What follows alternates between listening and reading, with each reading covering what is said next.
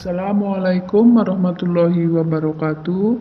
Ini adalah video keempat dengan penjelasan cara menyusun SKP bagi pejabat pimpinan tinggi. Setelah login, silakan pilih menu pengelolaan SKP, maka akan tampil halaman pengelolaan SKP.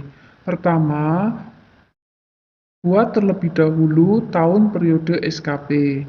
Caranya, silakan pilih tahun berjalan 2023, selanjutnya klik tambah. Isikan periode awal yaitu 1 Januari 2023 sampai dengan 31 Desember 2023.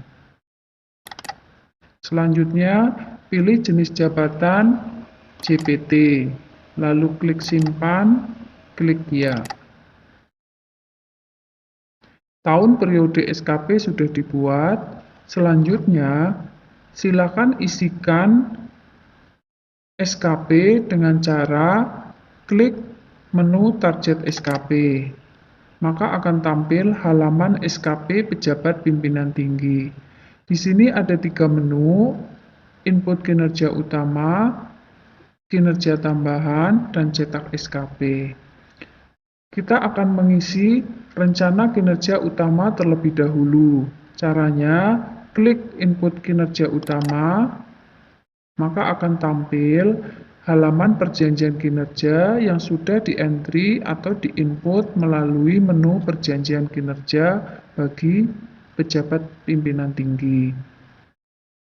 Silakan isi rencana kinerja utama dengan cara klik salin ke rencana kinerja pada sasaran strategis yang pertama, maka otomatis akan tersalin. Silakan klik simpan, lalu klik ya. Selanjutnya, isikan rencana hasil kerja yang kedua dengan cara yang sama, klik input kinerja utama, lalu salin rencana kinerja yang kedua. Lalu klik simpan, klik ya. Selanjutnya, isikan indikator, target, dan perspektif dengan cara klik tanda pensil yang ada di belakang rencana kinerja masing-masing. Untuk mengisi indikator, target, dan satuan kuantitas, caranya klik salin indikator pada masing-masing sasaran strategis. Secara otomatis akan tersalin. Selanjutnya, pilih perspektif dengan cara klik di sini. Untuk sasaran strategis terwujudnya manajemen ASN yang berdasarkan pada kualifikasi, kompetensi, dan kinerja secara adil dan wajar, perspektifnya adalah penguatan internal. Lalu klik simpan, klik ya. Untuk menambah indikator, salin indikator, lalu perspektif, masih sama penguatan internal, lalu klik simpan, klik ya. Untuk mengisikan indikator rencana hasil kerja yang kedua, caranya sama, silahkan klik salin ke indikator. Kemudian untuk perspektif, meningkatnya nilai survei kepuasan masyarakat, ini adalah penerima layanan. Lalu klik simpan, klik ya. Rencana hasil kerja, indikator, target, dan perspektif sudah terisi semuanya. Jika ingin mengubah rencana hasil kerja, silahkan klik tanda pensil. Jika ingin menghapus, silahkan klik tombol tempat sampah. Kemudian, jika ingin menghapus atau mengubah indikator, target, dan perspektif, maka silakan klik tanda pensil yang di sini. Dan jika ingin menghapus, silakan klik tombol tempat sampah yang ada di sini juga. Selanjutnya, jika akan menginput kinerja tambahan, caranya klik input kinerja tambahan. Silakan ketikkan kinerja tambahan, misalnya terlaksananya kegiatan asesmen psikologi. Lalu klik simpan, klik ya.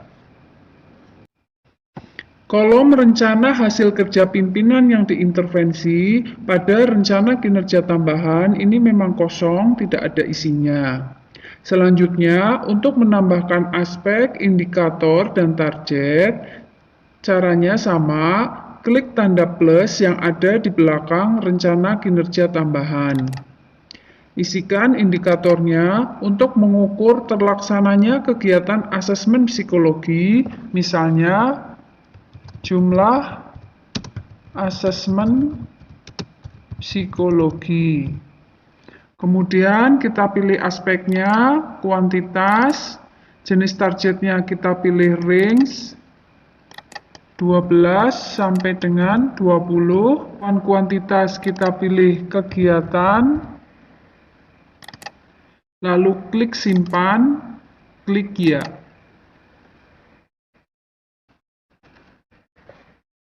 Rencana kinerja utama dan rencana kinerja tambahan sudah terisi. Selanjutnya adalah perilaku kerja.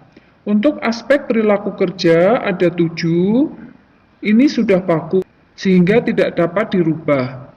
Yang dapat ditambah adalah pada kolom ekspektasi khusus pimpinan. Itu pun yang mengisi nanti adalah pimpinan. Selanjutnya mengisi lampiran SKP yang terdiri dari dukungan sumber daya, skema pertanggungjawaban, dan konsekuensi. Kita isi yang pertama, dukungan sumber daya. Isinya adalah sumber daya apa saja yang dibutuhkan untuk mendukung kinerja selama 1 tahun. Bisa itu sumber daya manusia maupun sarana dan prasarana. Caranya, klik input, lalu ketikkan dukungan apa yang dibutuhkan selama 1 tahun. Jika dukungan sumber daya yang ditulis lebih dari 1, penomoran tidak usah ditulis karena otomatis akan muncul sendiri. Misalnya, untuk memenuhi ekspektasi pimpinan, maka dibutuhkan dukungan sumber daya pegawai yang dapat berbahasa Inggris. Yang kedua, silakan tekan enter. Dibutuhkan dukungan laptop dengan spesifikasi tertentu. Silahkan tulis jenis spesifikasinya. Lalu klik simpan, klik ya. Penomoran secara otomatis sudah muncul di sini. Jika ingin menghapus atau merubah, silakan klik menu hapus. Yang kedua, kita mengisi skema pertanggungjawaban. Ini isinya adalah waktu pelaporan kinerja terhadap atasan. Caranya, klik input, lalu tuliskan skema pertanggungjawabannya, misalnya kinerja rutin dilaporkan setiap bulan. Lalu tekan enter, kinerja non-rutin dilaporkan sewaktu-waktu. Lalu klik simpan, klik ya. Selanjutnya adalah mengisi konsekuensi dari hasil kinerja. Konsekuensi di sini ada 2, positif dan negatif. Jadi tidak boleh memilih hanya salah satu saja. Caranya, klik input, lalu kita tulis konsekuensi positif terlebih dahulu. Jika memenuhi ekspektasi pimpinan, maka diprioritaskan mengikuti pelatihan yang mendukung kinerja. Yang kedua, konsekuensi negatif, caranya tekan enter. Jika tidak memenuhi ekspektasi pimpinan, maka dilakukan pembinaan kinerja. Lalu klik simpan, klik ya.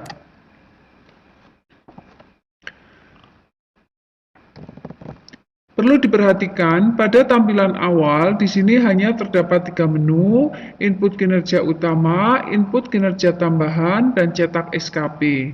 Tetapi setelah SKP tersusun, maka akan tampil 2 menu lagi, yaitu penilaian kinerja diri dan penilaian kinerja bawahan, yang akan saya jelaskan pada video pembahasan selanjutnya.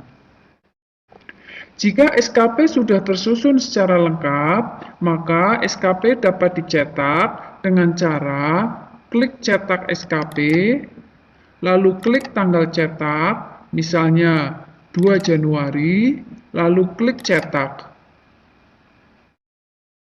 Maka akan tampil halaman cetak SKP.